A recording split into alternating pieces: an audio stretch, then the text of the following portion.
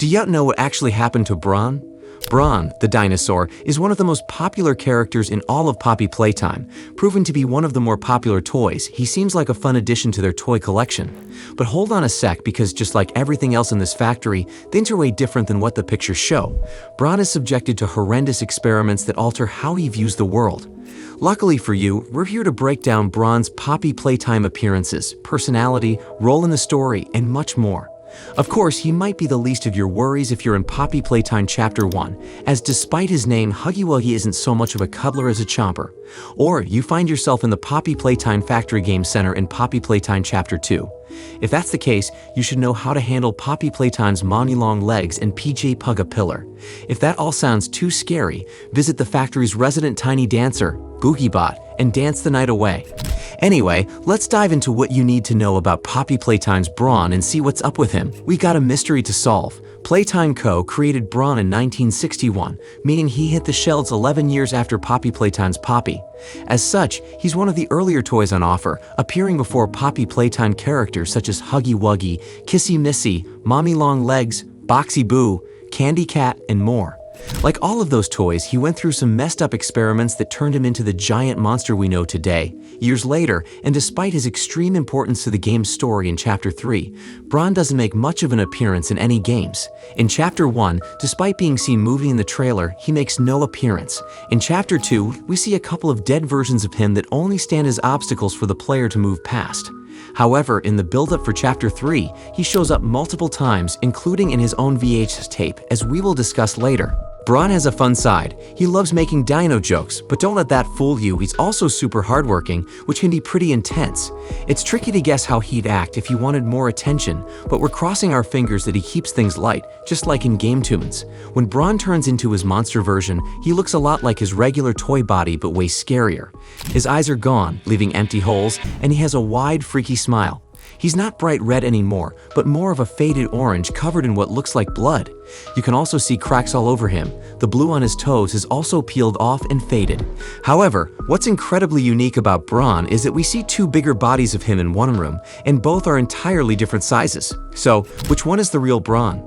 Well, if you look at both of their bodies, we can see that they were both living creatures at least at one point, having blood or missing eye sockets where eyes once were. So we know they were both experiments in the factory, just like most toys.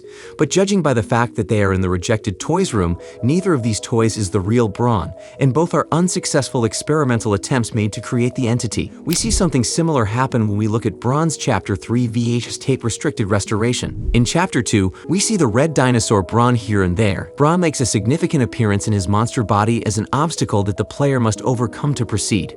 The player must power up a crane to take BRON off an elevator, as he is too heavy for it to go up. BRON might be the main antagonist of the chapter. However, once we have more information about the upcoming installment, we can't say this with certainty, but it seems like he'll show up in Poppy Playtime Chapter 4.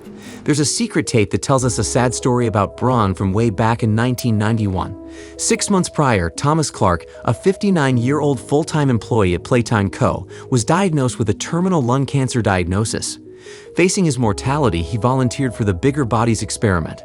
Scientists then transferred his organs, eyes, and brain into a BRON toy, creating Experiment 1199. However, 1199 awoke severely disoriented, with no recollection of his past.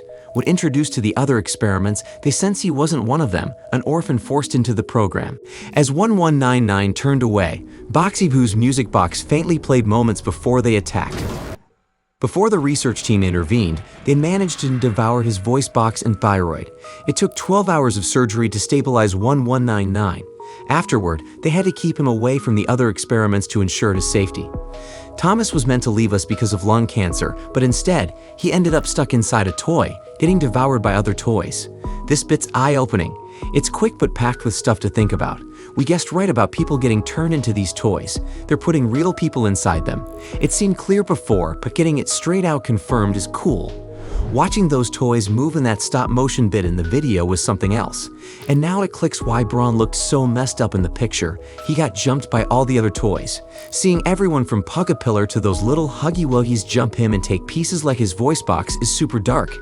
It's like not every toy is cool with new toys being made or with the people inside them, and the ones that weren't as tough got picked on by the stronger ones, kind of like how things go down in the wild. I always thought BRON would be this huge monster, but he was just a little toy dinosaur. It makes you wonder what we'll run into in the upcoming chapter. Will we see a big BRON since we've seen bigger versions before? It's neat to start piecing together how all these experiments fit in. Now, I will analyze the trailer, frame by frame, to spot anything else we might have missed, and then we'll finish this video. First up, there's this scene with what looks like a surgery table.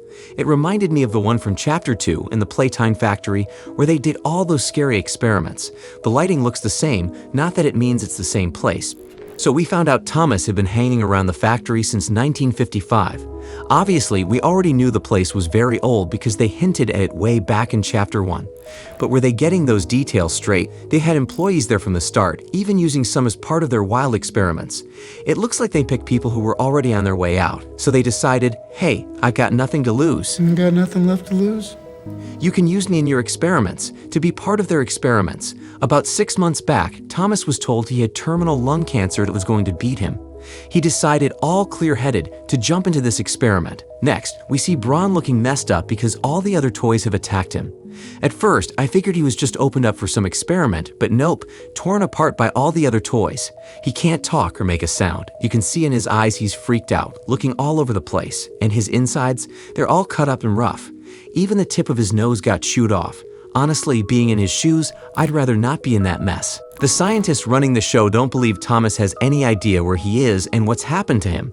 Despite the horror events he's been through, he likely doesn't remember he was once a person, losing touch with that part of himself. The whole switch up to toy life has scrambled his brains, suggesting this whole transformation procedure is no walk in the park. I don't think he believes where he is or what's happened to him. We also find out he's known as Experiment 1199, which is super interesting. Now, this part's gonna creep you out because if you have a look when we pause the video, you can see all these toys crowding around BRON. There's a vast Huggy Wuggy in the scene and Pug a pillar to the side. Then, loads of little Huggy Wuggies and Cat Bees move in. One of the Cat Bee might open its mouth wide, but it's tough to see because the video's quality was unclear. You can see Pug a pillar's eyes glowing, and right at the end, his mouth ever so slowly starts to open at the end. Suddenly, something blurry pops up in front of the camera, reaching out for BRON. It's all a bit fuzzy, but clearly, something's going after him. When the scientists come to save BRON after he's been all torn up, you see the other toys darting off, like Huggy Wuggy booking it away from the mess. And here's a fun fact, they put all these toys together in this containment cell like they didn't initially separate them. In the Project Playtime game, where you play with others, they're all in separate spaces, showing that someone realized, hey, we should probably be keeping these things separate. But at the start, they just threw them all together, like regular toys, which led to this crazy situation. At the end, there's this scene where BRON's all by himself in a cell, cut off from the rest. What catches your eye here is the camera label, Cam58. It shows that there are probably a bunch of cells in this place. If they're numbering the cameras like that, it's a safe bet there are at least 58 cells, so many toys are housed in this containment facility. This tape was short, but it was packed with important information. I wanted to ensure we covered everything without dragging this video out too much, especially since the tape was short. It seems to hammer home that they were putting people into these toys, and it gives us a look into how they used to keep all the toys together, and not all of them got along, and they would attack each other. And yeah, hopefully you enjoyed today's video. What do you think will happen to BRON in the next chapter? Will we see him again, or do you believe that he died? So leave a like, comment your thoughts below, and subscribe for more videos just like this one.